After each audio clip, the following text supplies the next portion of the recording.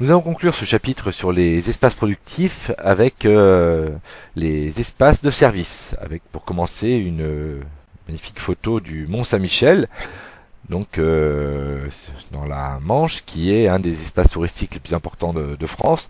Donc ça va être le grand 3, les espaces de service, avec l'exemple du Mont Saint-Michel. Donc le Mont Saint-Michel est situé ici, c'est un des lieux les plus visités de France depuis très longtemps.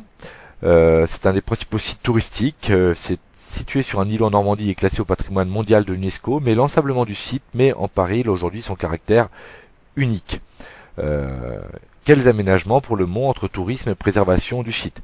Donc il accueille plus de 3 millions de visiteurs par an, alors que seulement 40 personnes y habitent, mais effectivement le mont s'est ensablé à cause d'un phénomène naturel qui existe depuis longtemps, mais avec la poldérisation, c'est-à-dire les terres gagnées par la mer, ou aussi la création de la digue qui permet d'aller par la route jusqu'au mont à pied.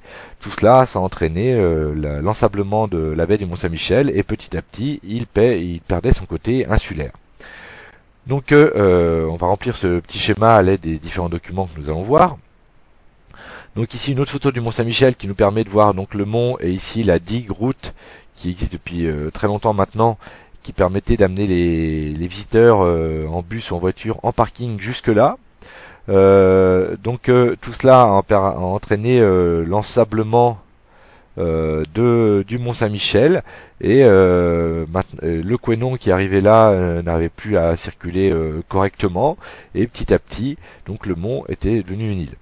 Donc pour faire cela, un certain nombre de projets, pour changer cela, un certain nombre de projets ont été créés. Tout d'abord la création d'un barrage sur le Couesnon, qu'on peut voir donc ici, qui a pour but de retenir l'eau du Couesnon et de l'aller sortir finalement par à-coups pour faire ce qu'on pourrait appeler un effet chasse d'eau, c'est-à-dire enlever le sable, les sédiments, et permettre au Couesnon de retrouver son rôle naturel de nettoyeur autour de la baie, autour du Mont Saint-Michel. Et la création également d'un pont passerelle qui est en pleine création actuellement, et il n'est pas tout à fait terminé encore, mais il va bientôt être terminé. Pont passerelle qui permet d'emmener les touristes à pied de la côte jusqu'au Mont Saint-Michel. Donc les touristes ne viennent plus en voiture jusque là, et ils sont plutôt déposés sur un parking bien en delà dans les terres, et ce sont des bus qui les amènent jusqu'au début de la passerelle. Donc ce projet du Mont Saint-Michel est un projet qui a été quand même contesté, c'est-à-dire qu'une bonne partie des habitants étaient très favorables au projet, hein. Et vous avez ici une affiche qui montre le pont passerelle une fois qu'il sera terminé. Mais un certain nombre des habitants du Mont Saint-Michel ont fortement critiqué ce projet. Il y a encore des panneaux à l'intérieur du monde d'habitants qui se plaignent. Ils critiquent le fait que le parking va être très cher, le fait que les gens vont devoir marcher assez longtemps pour aller jusqu'au mont, donc ce qui peut gêner les personnes âgées, notamment en hiver.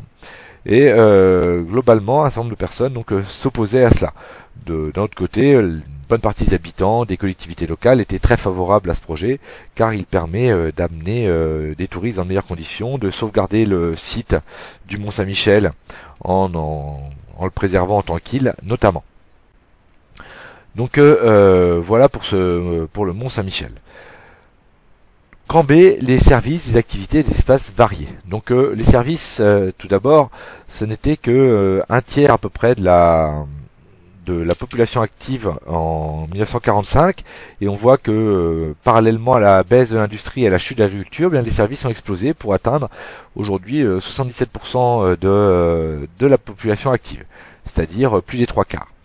Donc qu'est-ce que c'est que les services? Eh bien c'est extraordinairement varié, puisque c'est tout ce qui n'est ni agricole ni industriel.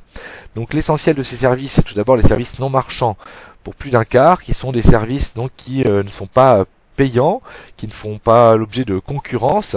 Donc ces services, c'est les services administratifs, tout ce qui est du domaine de l'administration de l'État, l'éducation, les professeurs, les collèges, lycées, etc., tout le domaine de la santé, les hôpitaux, tout ça, ce sont les services non marchands. Vous avez ensuite pour 13% environ le commerce, donc tout ce qui concerne l'échange de marchandises, les magasins, etc. Ensuite, vous avez, auparavant, vous avez également les services aux entreprises, 16%, c'est-à-dire toutes les entreprises qui travaillent pour d'autres entreprises dans le domaine de l'informatique, la publicité, l'intérim, la sécurité, le nettoyage, le transport, etc. Donc vous avez les entreprises de transport, les services aux particuliers qui représentent près de 9%, c'est-à-dire quand vous allez dans un hôtel, au restaurant, chez le coiffeur, eh bien tous ces services sont payants et vous sont rendus. Et pour finir, on trouve également les activités financières avec les banques, les assurances notamment, ou les activités immobilières, donc la vente de logements. Donc on peut voir que ces emplois de service sont extrêmement variés et donc ils représentent aujourd'hui la très grande partie des emplois en France. Donc j'ai résumé cela ici avec ce petit texte. Les activités de service sont les seules en croissance depuis les années 70. Elles sont très variées. Ce secteur crée beaucoup d'emplois donc depuis les années 70 car le niveau de vie des Français a beaucoup augmenté. Le temps de travail s'est réduit, donc les personnes dépensent plus d'argent dans leur santé, la culture, leurs loisirs et dans les transports. Donc plus de loisirs, plus d'argent, donc plus de dépenses dans des services. Les entreprises ont de plus en plus besoin de services dans la pub, les transports, les télécoms, la restauration collective, l'intérim. Ils font souvent appel à des sociétés extérieures à l'entreprise pour rendre ces services. En effet, ils préfèrent ne plus les faire eux-mêmes, puisqu'ils ne sont pas forcément spécialisés dans ces différents services. Ils préfèrent faire appel à des entreprises justement spécialisées qui vont rendre ce service finalement un meilleur service pour un coût pas forcément plus élevé. Donc exemple de société de services comme cela en France, la multinationale Sodexo qui fournit le repas pour des hôpitaux, des écoles, des entreprises. Mais on pourrait en citer beaucoup d'autres. Donc les espaces des services en France sont fortement présents dans les grandes villes, avec Paris comme pôle tertiaire principal qui regroupe une bonne partie des services. Ensuite, vous avez les principales villes qui regorgent de services, comme Lille, Lyon, Marseille notamment, et les autres grandes aires urbaines françaises qui ont beaucoup de services. Donc on trouve également les services liés aux espaces touristiques, donc essentiellement sur Paris, les côtes pour le tourisme balnéaire, mais aussi les principales montagnes pour le tourisme de sport d'hiver. Enfin, puisque les transports en font partie, dans les services, donc on peut voir que le principal axe de transport français, c'est l'axe qui part de Lille, Paris pour rejoindre Lyon et Marseille, donc avec le couloir rhodanien notamment. C'est le grand axe communication français.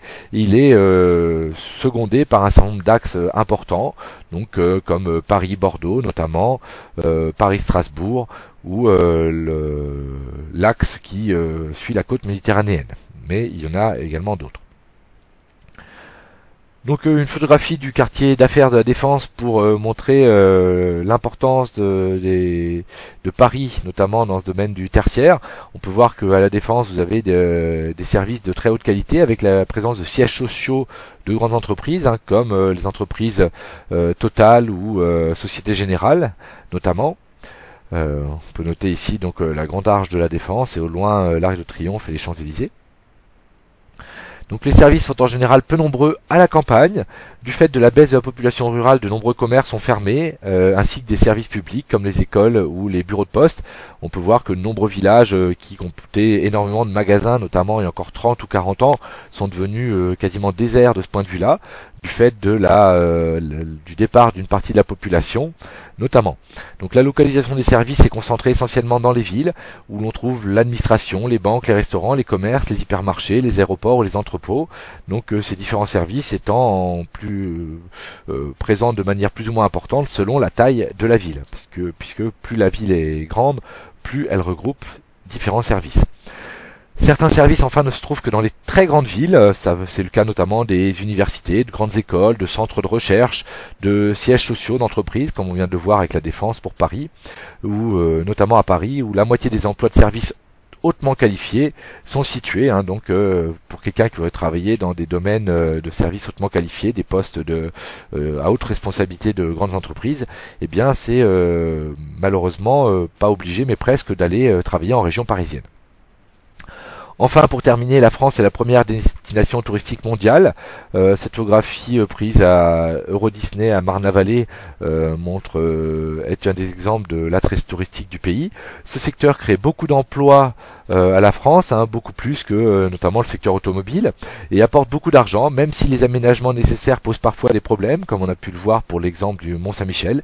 Les espaces les plus touristiques sont concentrés, comme on l'a dit, sur Paris et sur les